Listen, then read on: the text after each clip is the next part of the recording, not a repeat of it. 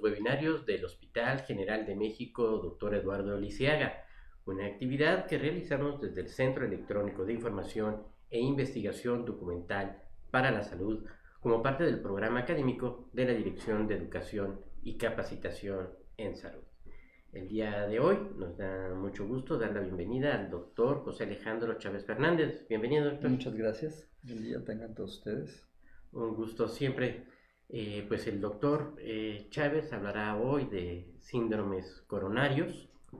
Les comento rápidamente, el doctor es cardiólogo clínico, jefe de la clínica de cardiopatía isquémica e insuficiencia cardíaca en este hospital y es profesor titular de pregrado en la Facultad de Medicina de la Universidad Nacional Autónoma de México y alguien pues que siempre colabora mucho con la Dirección de Educación y con este centro, lo cual con mucho gusto. Muy gentil y eso lo agradecemos mucho. Así es que, pues bueno, les invitamos a que hagan llegar sus comentarios, sus preguntas a través del chat para que al final el doctor pueda responder sus inquietudes. Pues de esta manera, doctor, le dejamos un uso la palabra. Adelante.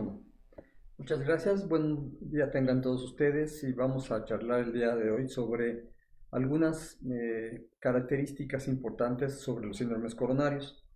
Tomando en cuenta el desarrollo, la modernidad que nos acompaña en las últimas décadas, hemos visto con bastante preocupación que cada vez más tenemos enfermedades crónicas no infecciosas como obesidad, dislipidemia, diabetes y sobre todo síndrome metabólico. Desgraciadamente esto tiene una cuota que es al final del día un síndrome coronario. Si vemos cuál es la tendencia en presentar enfermedad cardiovascular, hablamos de enfermedad cardiovascular cuando tenemos afectación, oclusión o daño de la circulación coronaria, cerebral o de miembros. Y vean por ejemplo esta transparencia de principios de esta década. ¿Cuál es el impacto en la enfermedad cardiovascular? Vean, aquí estamos viendo el top 10 tanto en hombres como mujeres y vemos que desgraciadamente hay 4 países latinoamericanos en los cuales cada vez es más frecuente la enfermedad cardiovascular. Desgraciadamente México está entre uno de ellos. Entonces el más frecuente o donde hay más enfermedad cardiovascular de tipo de infarto de angina es Cuba, Brasil, Argentina y México, tanto en hombres como en mujeres. La enfermedad cardiovascular, hablando de cardiopatía isquémica, que es lo que vamos a ver, tiene ciertas características. Bueno, en primer lugar, tiene una alta mortalidad. Esta tabla que estamos viendo se realizó hace más de 2 décadas y desgraciadamente no se ha modificado en nada. Vean, a nivel mundial, la causa más frecuente es por enfermedad cardiovascular, ya sea angina, infarto al miocardio, y enfermedad cardiovascular también accidente cerebrovascular o insuficiencia arterial. Vean cómo sobrepasa enfermedades infectocontagiosas como neumonía, gastroenteritis y sobre todo SIDA. Otra característica muy importante es que la enfermedad cardiovascular es sorpresiva. Habitualmente no da síntomas. Las dos manifestaciones pueden ser muerte súbita o infarto al miocardio, lo cual se presenta en el 62% de los hombres como primera manifestación y 45% de las mujeres. Lo que más nos preocupa, la aterosclerosis, que es la gran enfermedad que genera daño cardiovascular. Entonces vamos a comprender 3 factores. Primero, factores de riesgo cardiovascular que son modificables y no modificables. Los no modificables, la carga genética, la edad por arriba de los 45 y 55 en la mujer, 45 en el hombre y 55 en la mujer, sexo masculino predominante, y otros factores que podemos modificar como hipertensión, diabetes, dislipidemia, tabaquismo y obesidad. Esto nos va a generar daño vascular. Este daño vascular va a cursar durante décadas como aterosclerosis subclínica. La única manera de verla, si así lo quisiéramos hacer, es por ejemplo a través del fondo de ojo, pero lo más importante, a través del ultrasonido carotidio. Y cuando nos llega tanto a primero, segundo o tercer nivel, ya tenemos alguna complicación de estas como síndrome coronario agudo, enfermedad vascular periférica, aneurismas, accidente cerebrovascular, etc. Vamos a recordar los factores de riesgo, ya los mencioné. Aquí tenemos los más importantes: la carga genética, la edad, género, dislipidemia, sobrepeso. Todo esto nos va a generar una lesión que se llama placa de ateroma. Esta placa de ateroma puede tener modificaciones para aumentarla, modificarla, disminuirla o hacerla explosiva, valga la redundancia. Los marcadores inflamatorios básicamente van a ser todos los marcadores vasculares que van a generar daño dentro de la placa, como sería el incremento de la proteína C reactiva, el factor de necrosis tumoral, las moléculas de adhesión intravascular, la infección, cualquier placa ateromatosa que se ve complicada por patógenos intracelulares, como sería clamidia, citomegalovirus, Helicobacter pylori, etcétera, van a inestabilizar la placa. Un factor muy importante en nuestra población mexicana es el mal aseo bucal, lo cual genera periodontitis y potencialmente puede desestabilizar la placa. Y aquí tenemos los factores de riesgo emergentes, que básicamente estamos viendo cuál es su peso específico en el contexto de la aterosclerosis, como sería el incremento de la lipoproteína minúscula, estados de hipercoagulabilidad, disminución de testosterona, hiperhomocisteinemia, etc. Entonces, como ya mencioné, aquí tenemos el espectro de la enfermedad cardiovascular. La enfermedad cardiovascular involucra todas las arterias cerebrales. Podemos tener desde el ataque isquémico cerebral transitorio hasta el franco accidente cerebrovascular ya instalado. A nivel cardiológico, síndromes coronarios que vamos a ver ahorita, angina o infarto. Y finalmente, algo en lo cual se ha puesto muy poca atención es en la insuficiencia arterial de miembros inferiores, ya sea claudicación, dolor en reposo, gangrena o desgraciadamente necrosis. Y vamos, para ya adentrarnos en los síndromes coronarios, a hablar de la anatomía coronaria. Aquí tenemos la aorta, que nos va a dar lugar a las tres arterias coronarias. Vamos a tener una arteria coronaria derecha, dos arterias coronarias izquierdas. De una vez quiero que quede claro lo siguiente: cuando tenemos una lesión obstructiva por una placa ateromatosa, cuando esta placa sobrepasa más del 75% de la luz del vaso, vamos a comenzar con un dolor que se llama angina de pecho, que es un dolor opresivo precordial desencadenado por el esfuerzo y se calma con el reposo. Aquí tenemos la arteria coronaria derecha, que va a irrigar al seno, va a irrigar al nodo auriculoventricular. Prácticamente todo el sistema de la conducción a nivel cardiovascular está a cargo de la arteria coronaria derecha. Luego tenemos el sistema de la coronaria izquierda, donde tenemos un trayecto recto entre 2 y 5 centímetros que corresponde al tronco coronario izquierdo. Tenemos la arteria descendente anterior y la arteria circunfleja. La arteria descendente anterior va a irrigar parte del ventrículo izquierdo en su porción anterior y la circunfleja parte del ventrículo izquierdo en su zona posterior, y también va a irrigar parte del ventrículo derecho. Es importante señalar que dependiendo de la extensión de la arteria coronaria derecha o de la arteria coronaria izquierda, vamos a tener un concepto muy importante que se llama dominancia.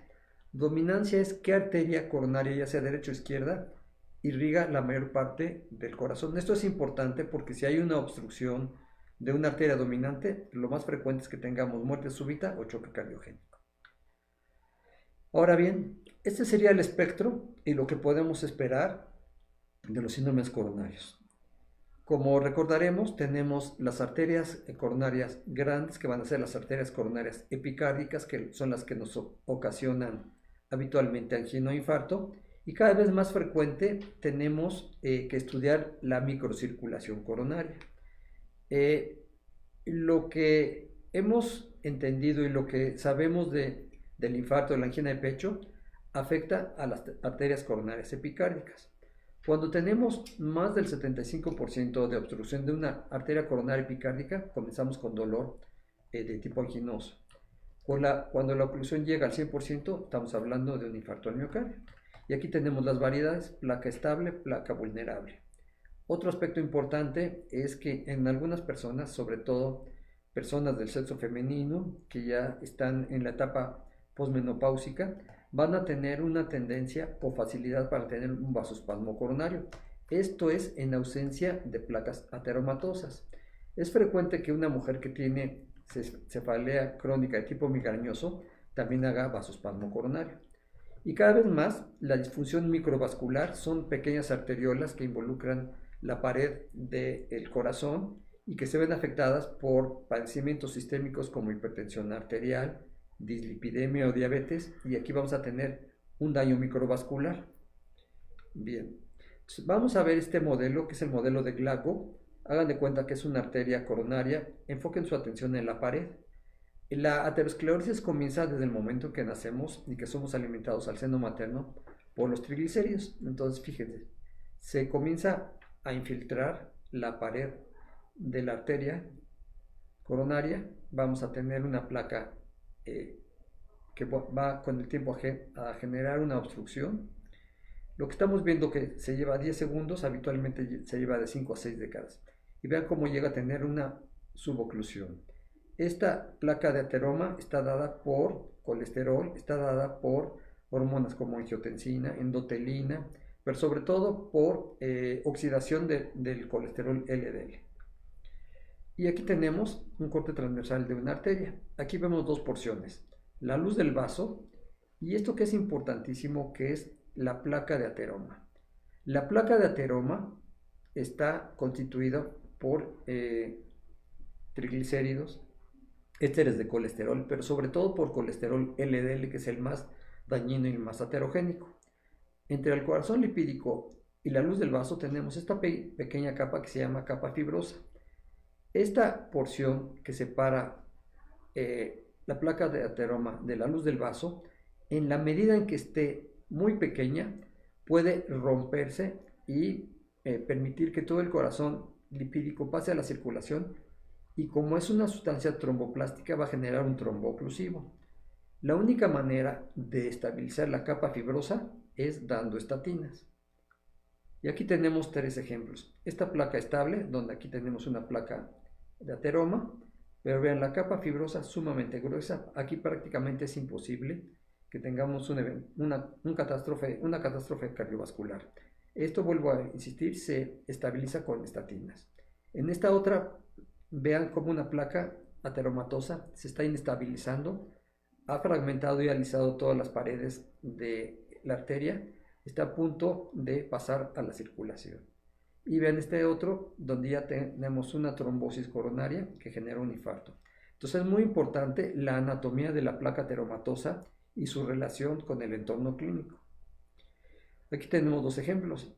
Este de abajo, vean, la capa fibrosa sumamente gruesa, prácticamente incapaz de generar un evento cardiovascular. Y esta placa que en cualquier momento se puede inestabilizar, que sería una placa vulnerable. ¿Qué pasa cuando hay una obstrucción coronaria?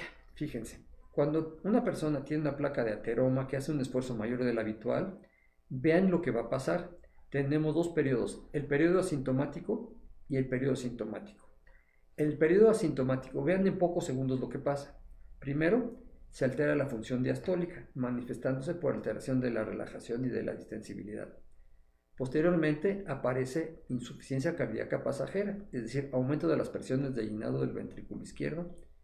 Posteriormente se presentan alteraciones de la contractilidad, que puede ser hipocinesia o disminución del movimiento de la pared ventricular, o incluso acinesia, que es ausencia de contracción.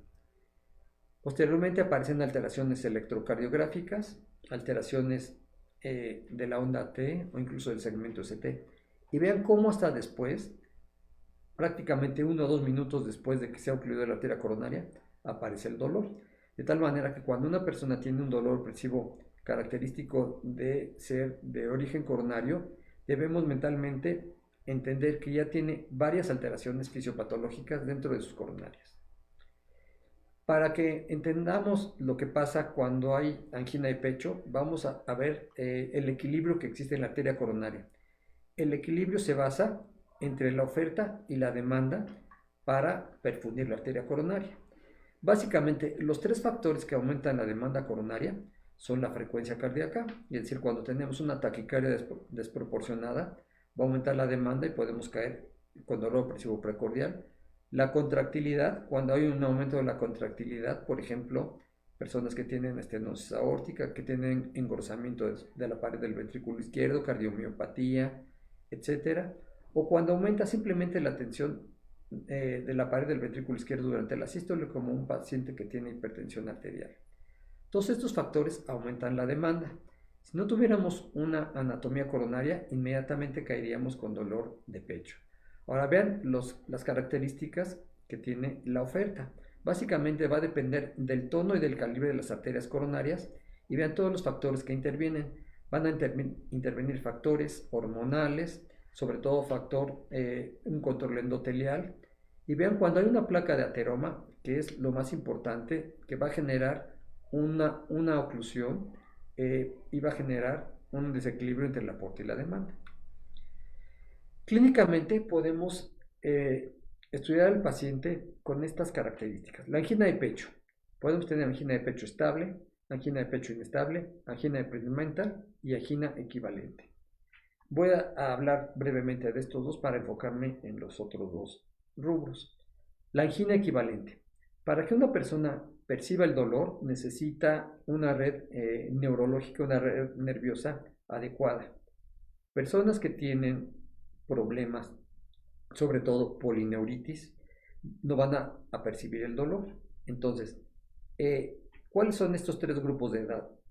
Primero, son personas muy viejitas, personas que tienen diabetes o personas que tienen polineuritis. Estos tres grupos de edad no perciben el dolor, y en su caso, en vez de tener dolor opresivo precordial, van a tener lo que se llama equivalente anginoso, que es cansancio extremo o falta de aire para respirar. Bueno, entonces eso es lo que correspondería a la angina equivalente. Ahora, la angina epidurmental.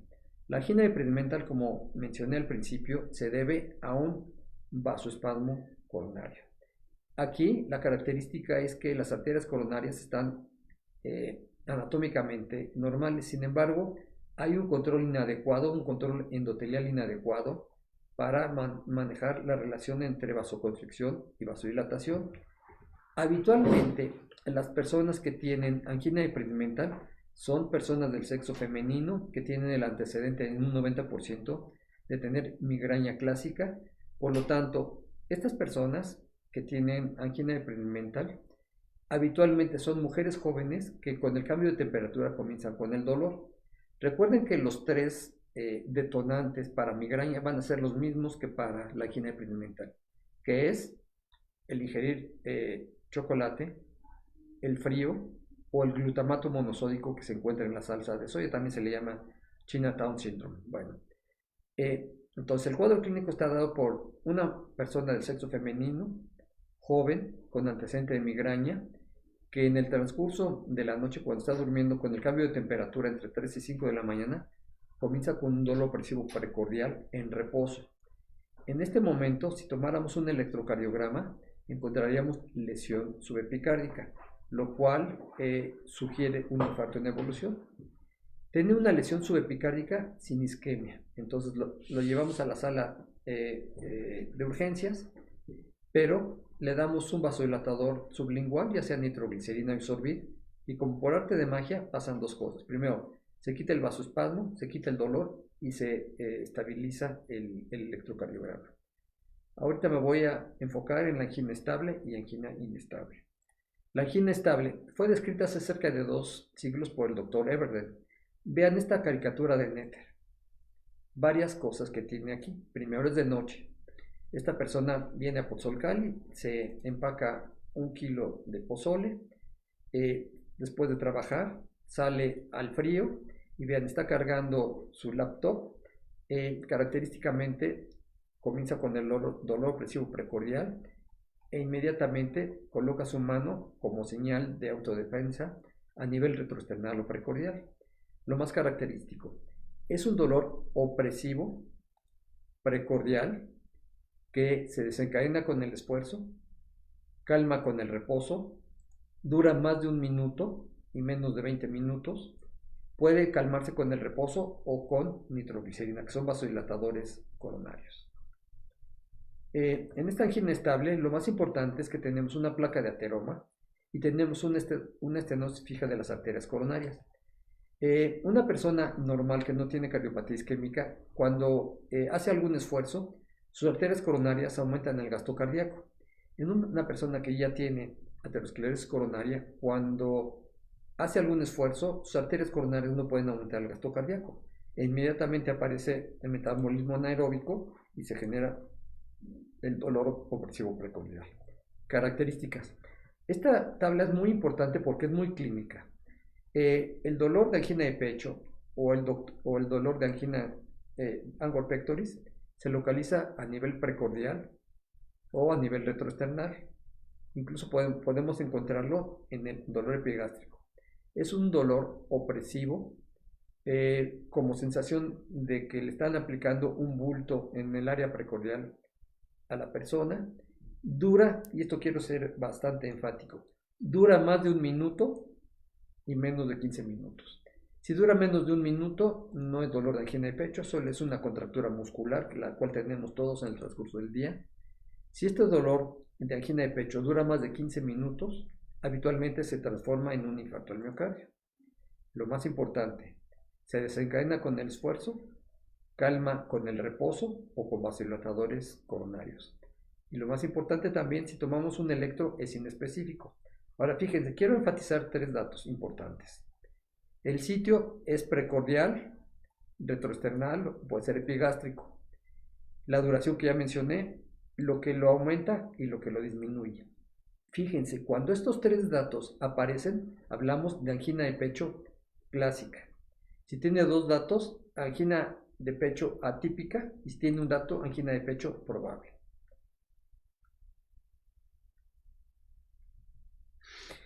La clasificación canadiense de la angina de pecho establece la relación que existe entre la incapacidad en relación a el trabajo físico o las actividades.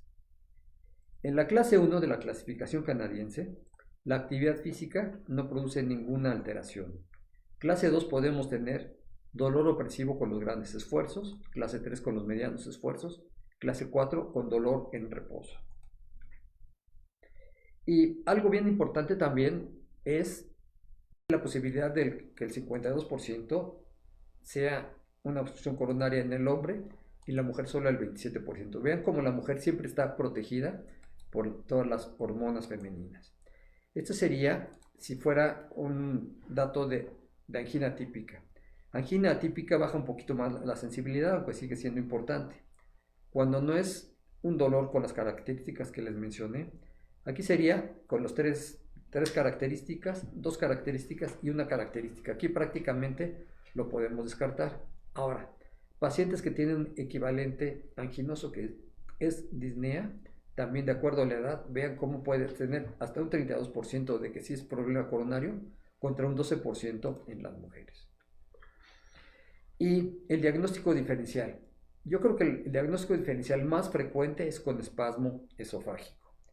Cualquier órgano, aparato y sistema que se encuentre en el tórax potencialmente nos puede dar un dolor y confundirse con angina de pecho.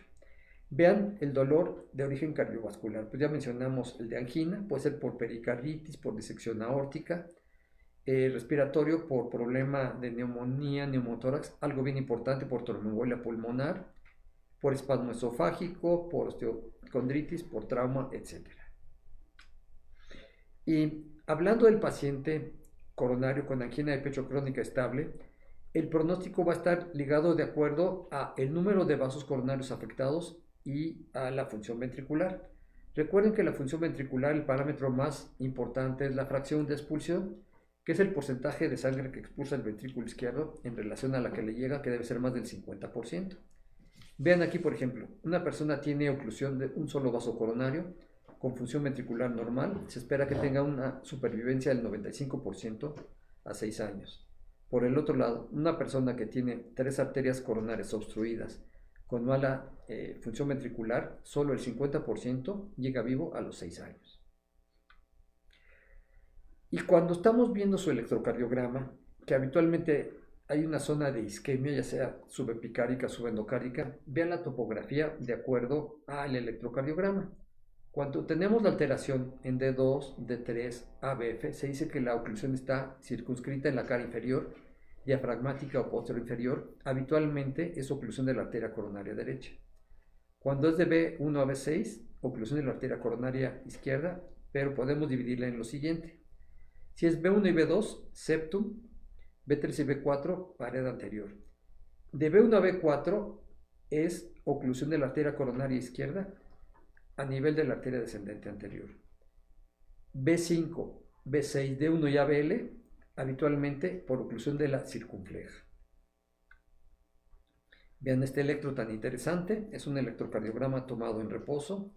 Vemos aquí francamente una onda T negativa de ramas simétricas que mide más del 50% de la onda R. Lo vemos en B2, B3, B4, B5 y B6. Lo vemos en D1, ABL, D2 y ABF. De tal manera que podemos decir que tiene alteración de la cara lateral alta del ventrículo izquierdo, de la cara inferior y de toda la cara anterolateral.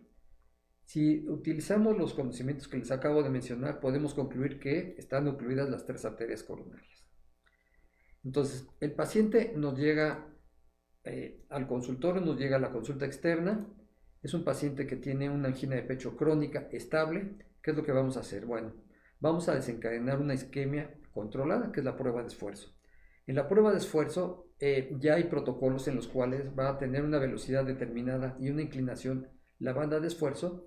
La persona va a comenzar a caminar o a trotar de acuerdo a su frecuencia cardíaca que tenga y de acuerdo al protocolo que utilicemos. Los parámetros más importantes en la prueba de esfuerzo es cuánto tiempo después de que comienza la prueba de esfuerzo aparece una alteración multifuncional de las arterias coronarias, que es lo siguiente. Cae la presión arterial, la persona comienza con el dolor opresivo precordial que ya nos había mencionado y aparece electrocardiográficamente lesión subendocárdica. Eso es por un lado. Por otro lado, es importante el tiempo que transcurra de la prueba de esfuerzo.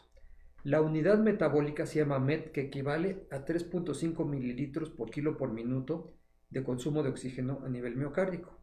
Toda actividad física consume METs. Entonces ahí les van los METs. El estar sentado consume un MET, el estar parado consume 2 METs, el tener relaciones sexuales 3 METs. Cualquier cirugía, por más extensa que sea, consume 6 METs. Lo que más consume de actividad física, que son entre 15 y 17 METs, esquiar y squash. Algo bien importante también, cuando estamos evaluando a un paciente, si la prueba de esfuerzo tolera más de 6 METs, prácticamente puede hacer toda su vida normal o puede ser intervenido de cualquier tipo de cirugía. Ya que tenemos esto, vamos a plantearnos el tratamiento. Y el tratamiento, primero va a ser tratamiento farmacológico, que es el tratamiento paliativo. El único tratamiento definitivo va a ser la angioplastia coronaria o la cirugía de puentes. Pero vean los medicamentos que debemos de dar para mejorar la expectativa de vida. Por supuesto, modificar factores de riesgo, dar antiadhesivos plaquetarios para evitar la trombosis, ya sea aspirina 100 miligramos al día, clopidogrel 75 miligramos al día o ticagrelor 90 miligramos cada 12 horas.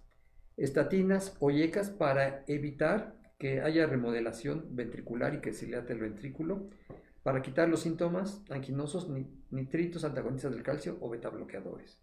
La secuencia sería lo siguiente: dar un betabloqueador, ya sea bisoprolol, metoprolol, el que ustedes quieran, gusten y manden.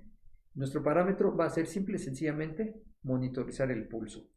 Cuando hablamos de un efecto betabloqueante adecuado, el pulso debe ser menor a 60 latidos por minuto. El segundo grupo de medicamentos, los antagonistas del calcio, básicamente diltiazem, dosis de 30 hasta 300 miligramos al día, los nitratos.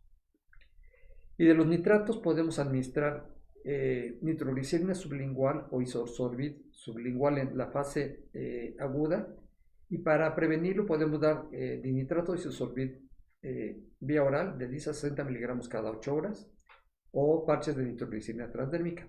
El único inconveniente de los parches de nitroglicerina o del isosorbit es que se taquifilaxia, es decir, a la segunda o tercera semana ya pierde su efecto farmacológico.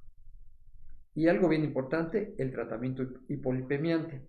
Se ha visto que de los fármacos que han disminuido la morbimortalidad en forma importante han sido las estatinas.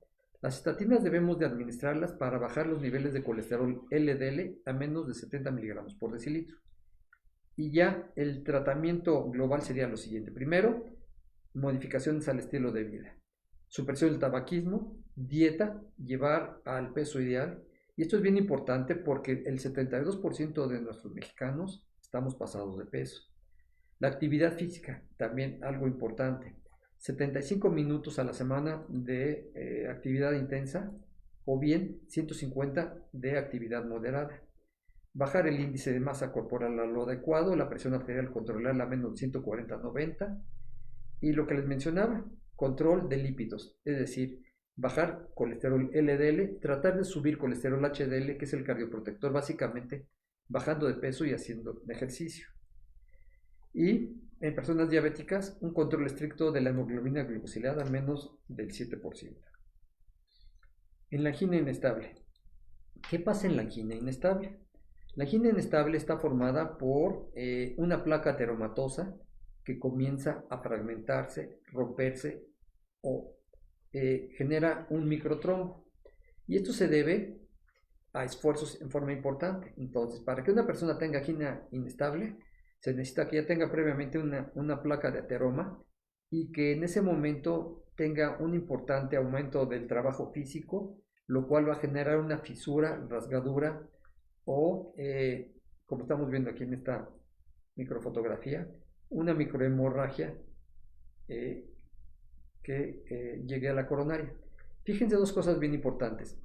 En la angina inestable tenemos una microhemorragia, que obviamente va a tener una oclusión subtotal. Cuando tenemos una macrohemorragia y se transforma en una oclusión total, eso ya es un infarto al miocardio. Pero si se fijan, la angina inestable es un puente hacia el infarto.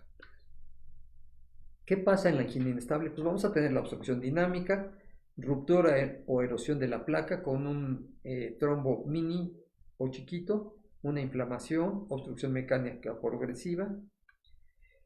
Y en el episodio agudo vamos a tener que se puede magnificar la placa ateromatosa, vamos a tener riesgo a largo plazo, etc. Y fíjense todo el círculo vicioso. Vamos a tener ruptura, fisura, generándose un microtrombo.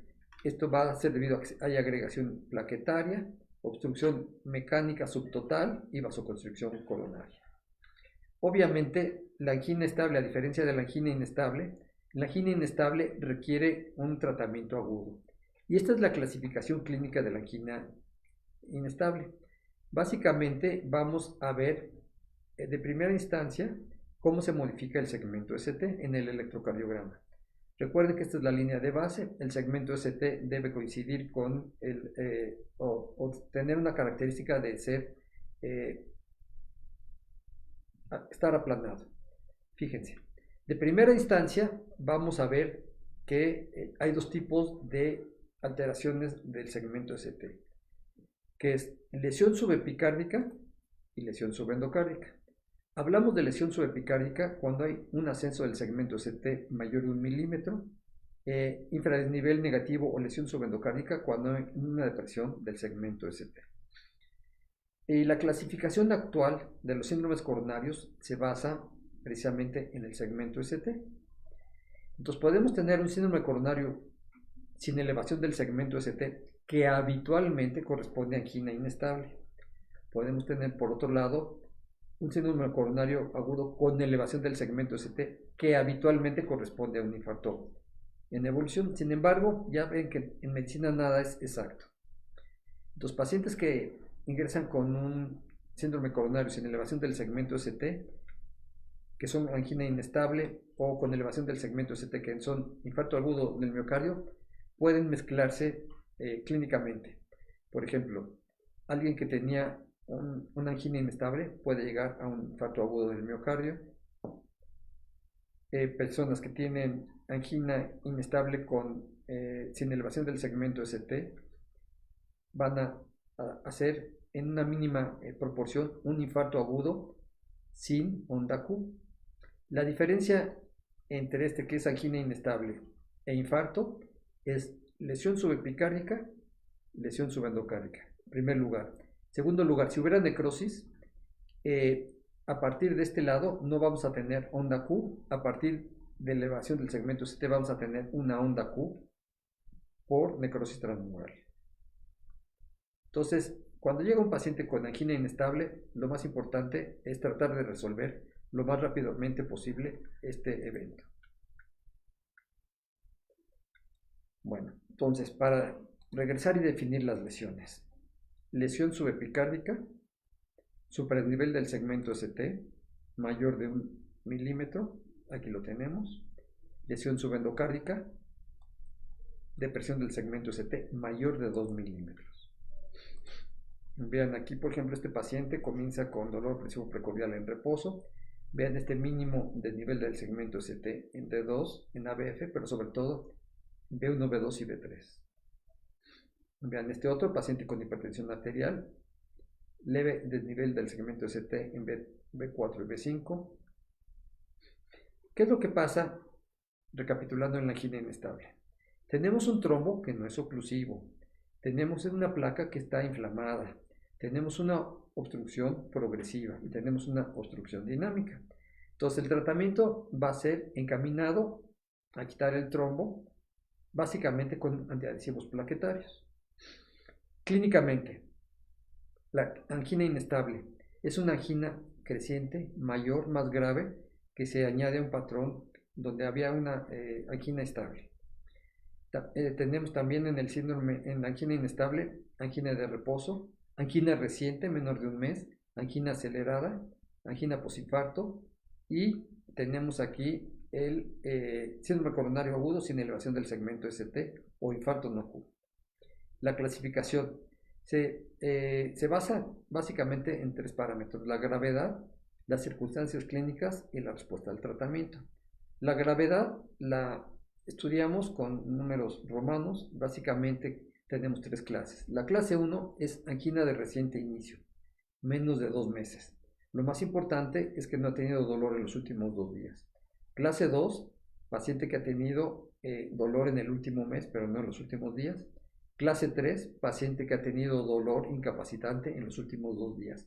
A mayor clase funcional, mayor severidad y obstrucción de la angina inestable. Circunstancias clínicas podemos tener 3, que es A, B o C. La clase A es una angina inestable secundaria a otras entidades, por ejemplo, taquicardia, problema de tiroides, accidente cerebrovascular, etc. La clase B es únicamente por problema coronario y la clase C, angina postinfarto. También algo importante es la respuesta al tratamiento. La respuesta al tratamiento depende de lo siguiente. Clase 1, si no tenemos ningún tratamiento médico.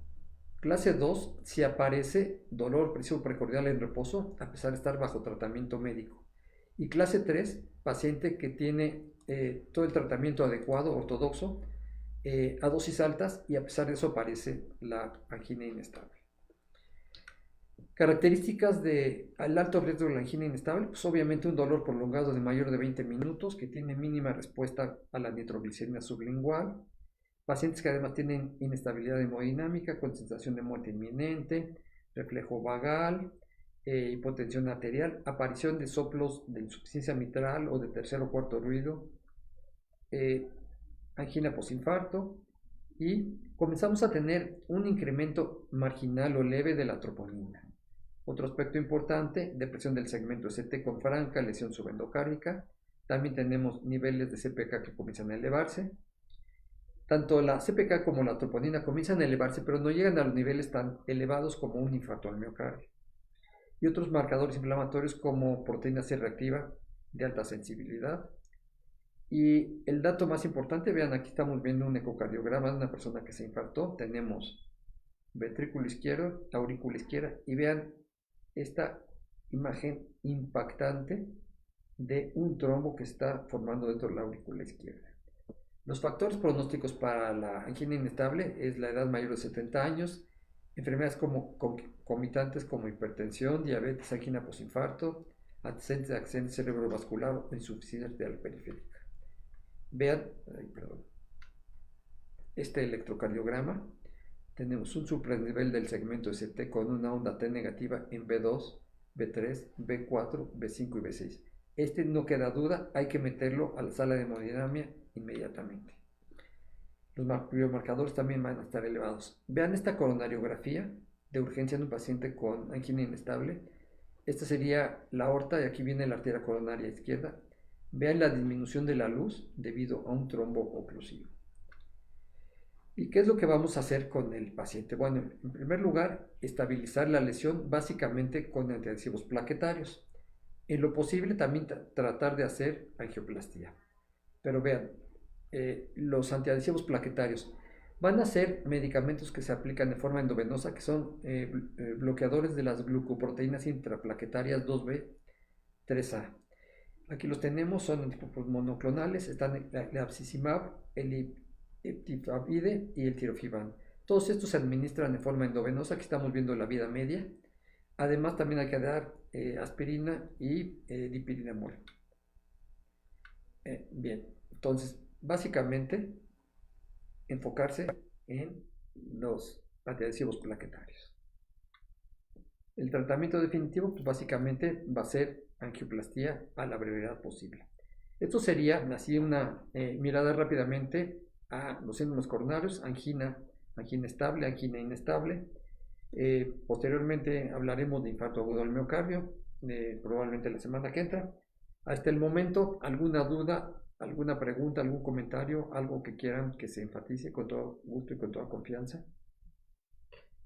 Perfecto, doctor. Pues efectivamente hay ya algunas preguntas que si gusta vamos abordando, como es el caso de la que hace Gloria Núñez. Bueno, nos va dejando saludos y comenta, para hacer diagnóstico temprano de arteriosclerosis, solamente tenemos el Doppler de cuello o qué otros, y con hipercolesterolemia, ¿a partir de qué niveles de colesterol total y LDL elevados requiere estatinas, aparte de modificación de estilo de vida? Ok, sí, muchas gracias por la pregunta. Sí, estamos viendo que la aterosclerosis es un proceso que tarda décadas en desarrollarse y tener complicaciones. Hasta ahorita el único método no invasivo para ver el grado de afectación, únicamente hablando de aterosclerosis, no de daño a órgano blanco, únicamente hablando de aterosclerosis, sería el ultrasonido carotidio con la relación íntima media para ver el grado de engrosamiento de las arterias. Posteriormente, cuando alguien ya tiene un evento coronario, ya sea angina de pecho crónica, etcétera, debemos de evaluar la presencia de una placa ateromatosa por aterosclerosis mediante gammagrama cardíaco. Y el gammagrama cardíaco, de acuerdo a la obstrucción, nos dictará o no la realización de coronariografía para hacer la angioplastía. Respecto al perfil de lípidos, vamos a hablar de dos situaciones: prevención primaria y prevención secundaria. En prevención primaria podemos basarnos en el colesterol total y colesterol LDL. En prevención primaria podemos tener hasta 200 miligramos de colesterol total. El colesterol LDL, si no tenemos ningún factor de riesgo, podemos dejarlo en 130 miligramos. Cuando ya estamos hablando de prevención secundaria, alguien que ya tiene angina de pecho, alguien que ya tuvo un infarto al miocardio, nos vamos a enfocar en el colesterol LDL. El colesterol LDL hay dos formas de bajarlo de acuerdo a por ejemplo, a la escuela canadiense o a la escuela europea. La escuela canadiense nos dice que para tener un efecto positivo en el perfil de lípidos de colesterol LDL hay que bajar más del 50% de colesterol LDL de acuerdo a los parámetros basales. La más exacta hasta ahorita, que fue la escuela europea, que nos puso las guías sobre lípidos en el año 2021, sugiere que en pacientes ya en prevención secundaria de alto riesgo o de muy alto riesgo podemos incluso bajarlo a menos de 50 miligramos por decilitro. ¿Cómo podemos administrar esto? Con estatinas, dependiendo del nivel y dependiendo de la etapa clínica. Si es un paciente con angina estable o inestable, vamos a enfocarnos a dar una estatina de alta intensidad, que puede ser rosuvastatina 40 miligramos al día u atorvastatina 80 miligramos por día. Otros factores que van a ser importantes, y aquí voy a mencionar algunos que no son tan contundentes, pero sí debemos saberlo. Si ponemos a una persona a dieta absoluta, sabemos que el colesterol LDL, el 60% se produce en el hígado y como un 30% proviene de la dieta. Bueno, si ponemos a un paciente en una dieta absoluta, tomando en cuenta que debemos bajar más del 50%, solo con dieta lo bajamos el 10%, lo cual es prácticamente eso y nada es lo mismo. Si añadimos ezetimiba, la ezetimiba es un poco más potente. Recuerden que la ezetimiba bloquea la absorción intestinal de colesterol. Aquí podemos bajarlo un 20%. Una estatina de mediana intensidad baja hasta el 35%. Una estatina de alta intensidad baja el 52%. De acuerdo a las nuevas directrices de las metas de colesterol LDL, podemos obviamente realizar modificaciones al estilo de vida, dar ezetimiba, una estatina de moderada a alta intensidad y dar los nuevos medicamentos que son anticuerpos monoclonales, que son inhibidores de la PCSK9, como el alirocumab y el evolocumab, que tiene la característica de sumar todo esto y bajarnos de un 50 a un 60% de colesterol LDL. Finalmente, a principios de este año se incorporó un nuevo medicamento que va a evitar que se metabolice o que se dañe o que se obstruya o que se disminuya el receptor de LDL a nivel hepático. Esta medicina se llama inclisiran. La característica del inclisiran es que son únicamente 3 inyecciones por año, a diferencia de los anticuerpos monoclonales, que es una inyección cada 15 días. Espero haber contestado la pregunta. Perfecto. Otra pregunta la plantea Josué L. Ramírez. Hola, buenos días. Una pregunta. ¿Qué diferencias existen entre el infarto agudo de miocardio con elevación del segmento ST y el infarto agudo de miocardio sin elevación del segmento ST en cuanto a su diagnóstico y tratamiento? Perfecto.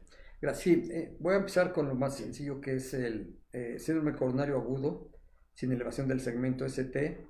Habitualmente esto está dado por una mínima hemorragia que genera vasoconstricción, vasoespasmo, y el paciente va a comenzar con dolor opresivo precordial. Aquí algo bien importante es la evolución clínica electrocardiográfica y enzimática. Vamos a tener un disparo, sobre todo de la troponina, vamos a tener un incremento por arriba de sus valores normales. Sin embargo, habitualmente no llega a sobrepasar los 1000 nanogramos, a diferencia del infarto. Y aquí la diferencia es que la microhemorragia la podemos controlar con antiadhesivos plaquetarios en forma endovenosa. En algunos se recomienda hacer cateterismo en caso de que el dolor continúe, lo cual puede desencadenar en un infarto. Por otro lado, la característica clínica del infarto del miocardio es una trombosis que genera un trombo oclusivo total, y esto nos va a generar una necrosis que, si en 4 horas no la resolvemos, va a generar mayor daño tisular.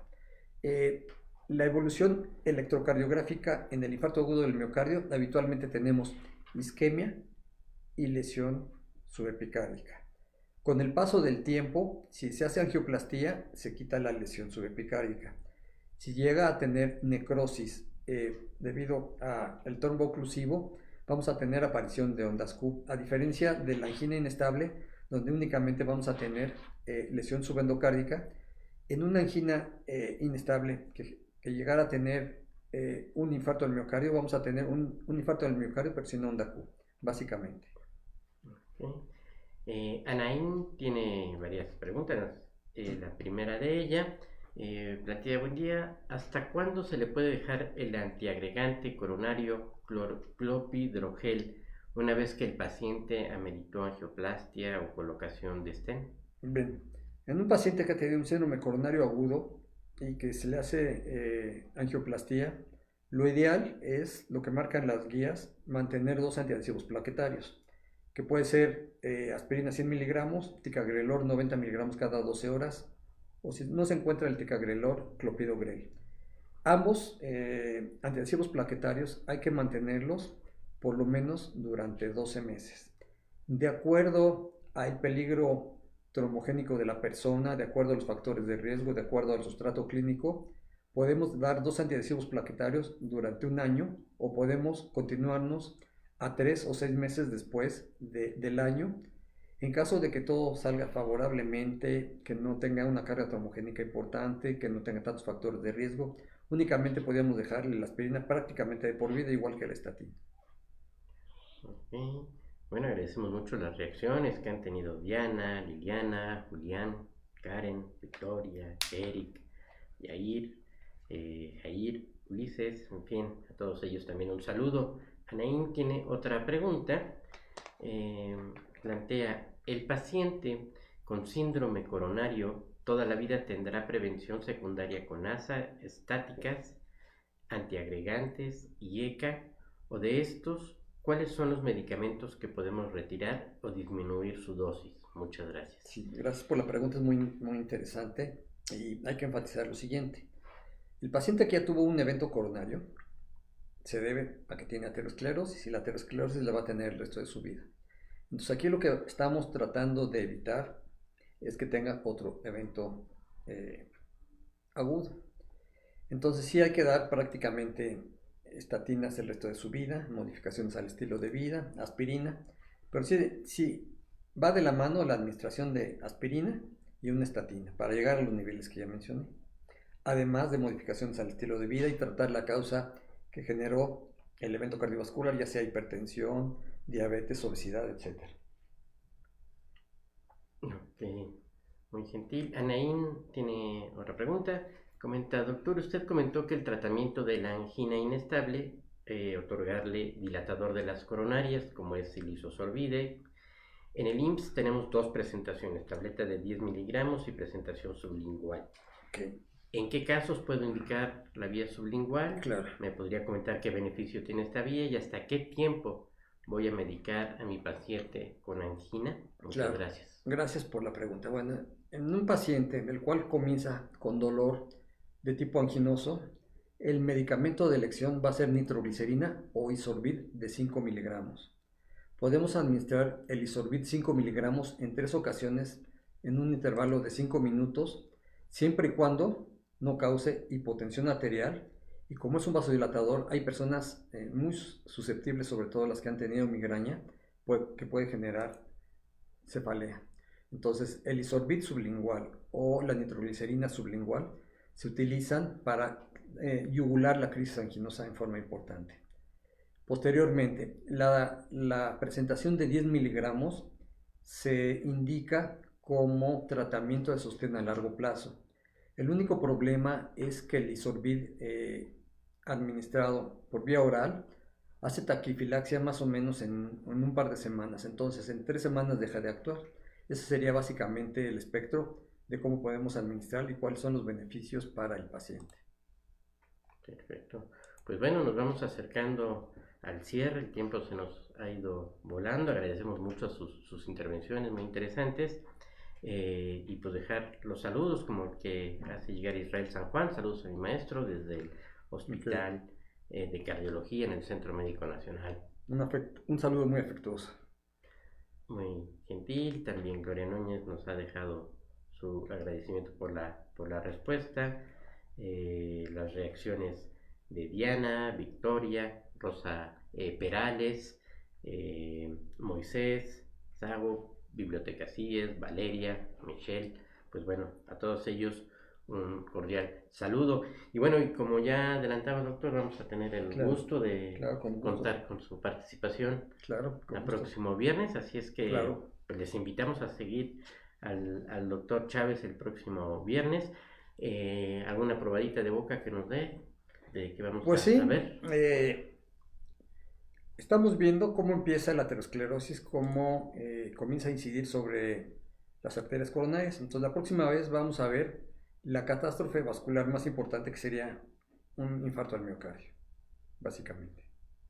Perfecto, pues bueno, ha habido muchas inquietudes, así es que seguramente tendremos participación de varias de las personas que hoy amablemente se unieron a este webinario. Y pues bueno, bienvenidos desde ahora, muy gentil doctor. Gracias por aceptar nuestra invitación. Y pues de esta manera cerramos un webinario del Hospital General de México, doctor Eduardo Lisiaga, una actividad que realizamos desde el Centro Electrónico de Información e Investigación Documental para la Salud como parte del programa académico de la Dirección de Educación y Capacitación en Salud. En producción, Iván Ramírez y Óscar García. Hasta pronto.